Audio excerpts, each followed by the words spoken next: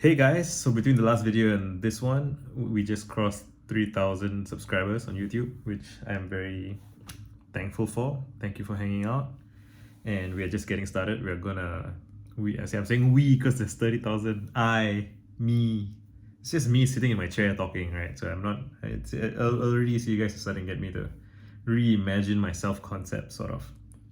I mean, I'm not new to having an audience. I used to have a big audience on my personal blog, and I have 30 something thousand people on Twitter. But every medium feels like a different language, feels like a different place. So there's some things that I learned from past experience that's invaluable for navigating any such new space. And yet also, it's my first YouTube channel that is doing numbers that it's doing. It's not amazing, it's still small.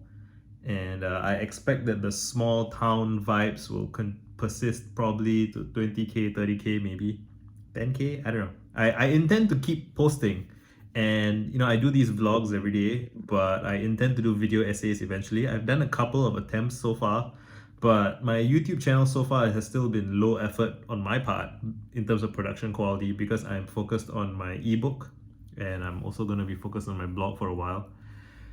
But I do think that YouTube is a great medium for discovery, especially. That's really the main.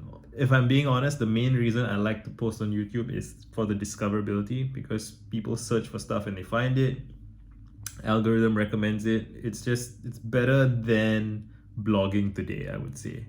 And I mean, so blogging is also great. I will continue to blog, but I have to direct people to my blog rather than expect that people will find it in of themselves.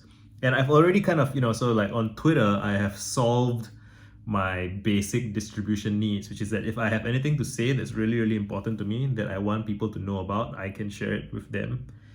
And yeah, so I've succeeded on that front. And so now the challenge is just to be prolific and to continue publishing regularly and to clear out more headspace in my head. So I have to publish my book as soon as I can so that I can free up more space to do more things. And I just wanted to say thank you so much for hanging out. If you want to help, I mean, I don't know if it just feels like a milestone. It's a celebration, and it's an opportunity to ask for help, sort of. If you want to contribute, if you want to help accelerate this, if you're not subscribed, you can subscribe.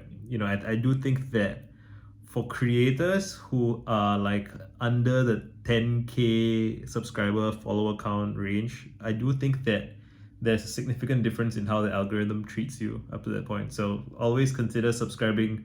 So if you follow a bunch of YouTubers, you don't need to subscribe to the biggest ones. Or same on Twitter, right? I don't expect any of you to follow me on Twitter, and I don't necessarily, if you don't want to follow me on Twitter, I don't care.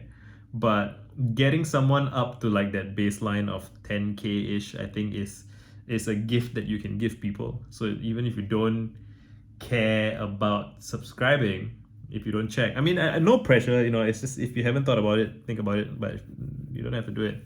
The more important thing, I think, is if you can think of anyone who would like my content, like if you have friends or relatives, whoever that you think who would appreciate the stuff I've been putting out, I would love it if you shared it with them. WhatsApp them, tweet them, whatever you think is a way to reach them that they will be receptive to it. Just show them in real life, maybe. Or if you want to be a generous patron, you can support me on Patreon, which is patreon.com/pisaganv, same URL as my YouTube. I guess I'll put it in the description.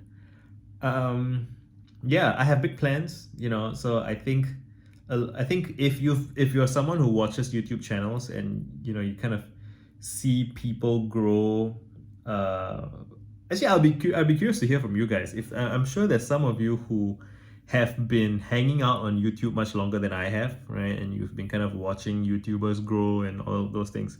And I would be curious to hear what you have seen in terms of how YouTubers grow and how YouTubers talk about their growth.